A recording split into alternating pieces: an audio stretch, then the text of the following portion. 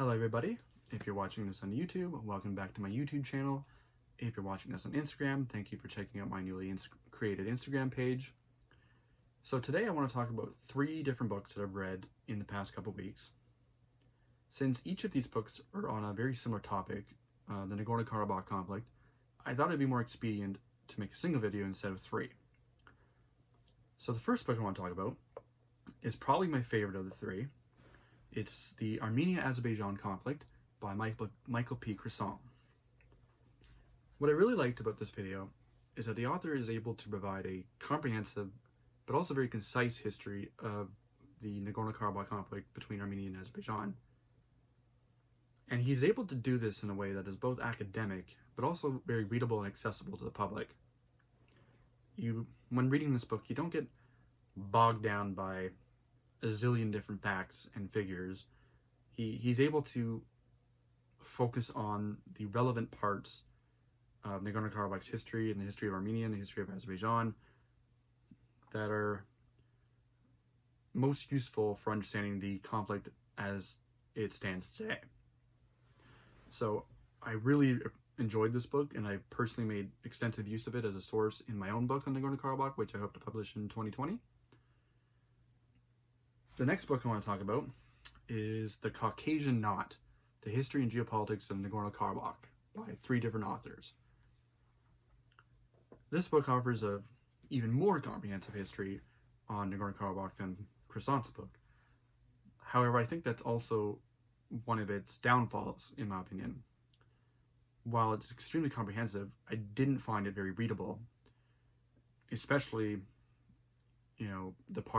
especially how far back in antiquity this book goes, since I'm not by any means an ancient historian.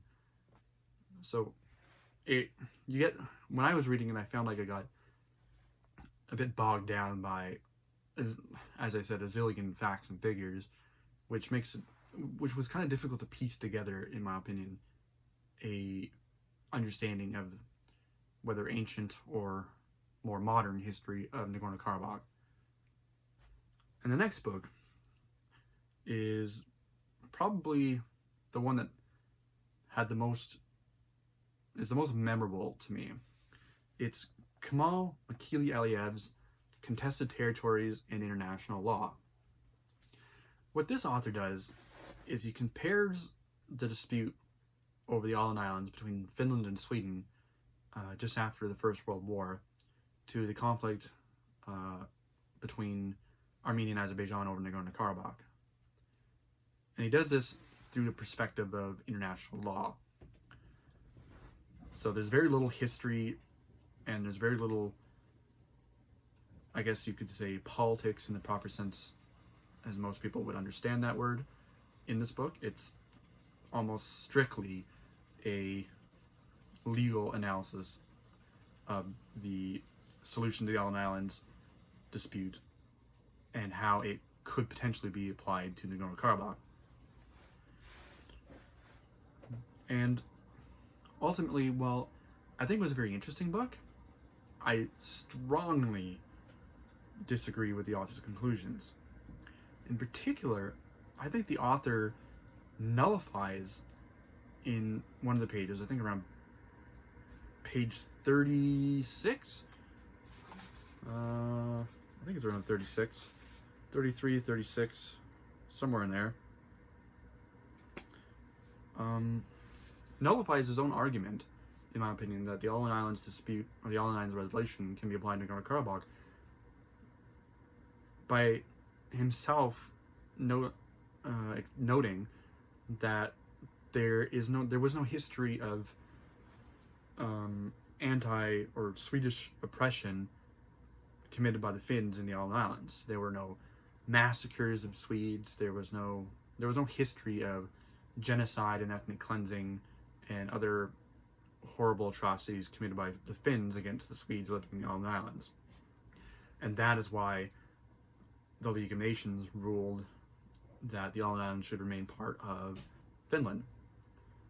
Whereas the only way you can seriously argue that such a resolution could be applied to Nagorno-Karabakh is by essentially ignoring everything in these 2 books.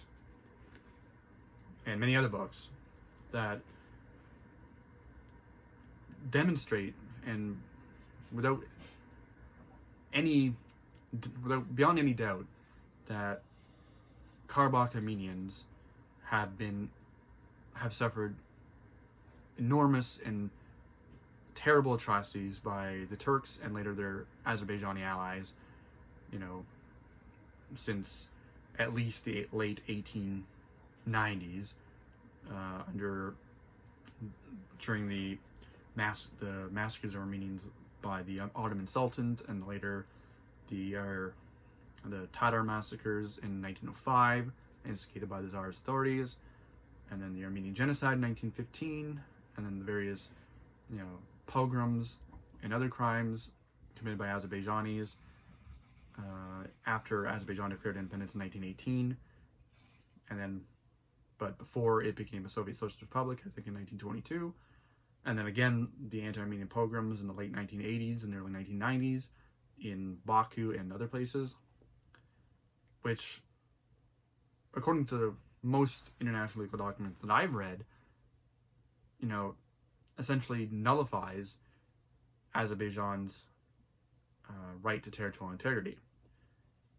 And I'm not entirely surprised that this author ignores that history of Nagorno-Karabakh, because A, the author doesn't really talk about the history at all, and secondly, I believe I read either in the book or somewhere online that this author's on this author's bio that he served in the Azerbaijani Ministry of Interior or Defense or some other Azerbaijani department. So obviously the book is highly biased in favor of Azerbaijan, which isn't necessarily a bad thing, because other books such as Levon Chorbajian's book on the making of Nagorno-Karabakh, which I reviewed in another video, is obviously highly biased in favor of Armenia and Nagorno-Karabakh. But what I really didn't like is how this author blatantly ignores the history of anti-Armenian oppression in general, but also that existed in Nagorno-Karabakh. Nonetheless, I think it's a very interesting book. It's certainly a very interesting topic, comparing the Åland Islands dispute to Nagorno-Karabakh, which, as far as I know, no other author has done, and I definitely made use of this book again in my own book on Nagorno-Karabakh. So I'd still recommend reading it, for just the fact that it's a very interesting comparative analysis under international law. Well, that's it for this video. I hope you enjoyed it, and stay tuned for the next video, which hopefully will be about this book, The Class Struggle in the Ancient Greek World. But it's going to take me some time to finish this book, because it's really good, but very detailed, and it's going to take me some time to get through it. Anyways, thank you very much.